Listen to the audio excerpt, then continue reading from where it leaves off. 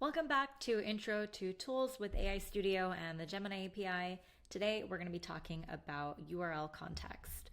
I'm over here in Google AI Studio, and the first thing I want to do is ask Gemini about two different recipes that I have open. So here is one recipe for banana bread, and here's another one.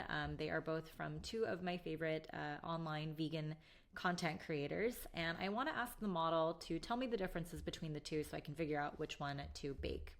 So I'm going to say, analyze these two recipes and present the results as a table to help me choose which one to bake. And then I'm going to paste in this first recipe, and then let me grab the second one, and I'll paste it in right here.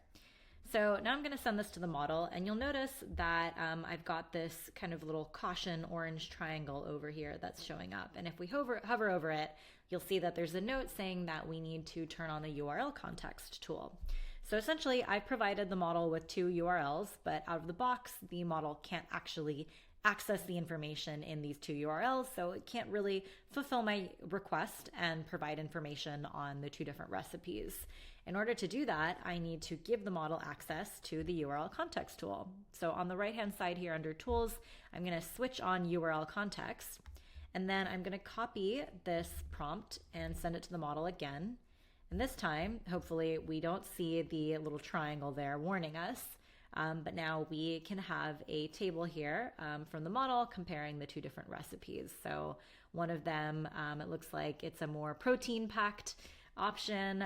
We can see the differences in prep time, baking time, etc. to help us decide which one to cook. So that is essentially the URL context tool. It's not a super complicated tool compared to some of the other ones, but it is definitely a really useful one anytime you have a use case where you need to basically have the model read information from a URL somewhere. Okay, so let me show you an example that's a little bit more realistic and kind of show you how you might use URL context in action.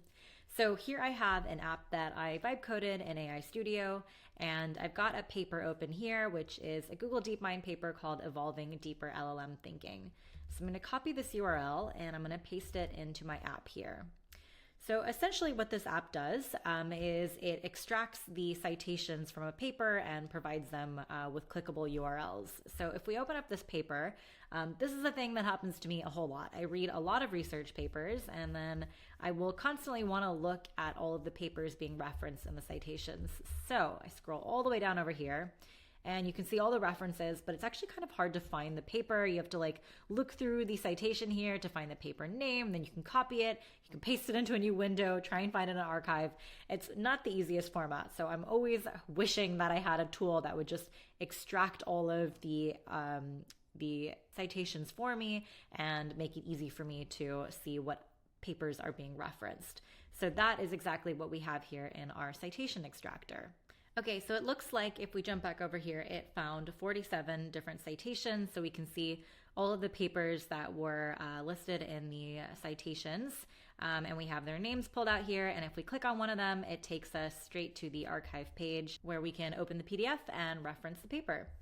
If we click into the code for this app, you can see that we have defined one tool here. It's the URL context tool, and we are then passing that tool in here in our config when we call generate content. So that is how the model is able to basically extract everything from this URL here, which is this paper I provided. It's able to parse through all of this information and find all of the references, and then it can go and extract the relevant links for those references.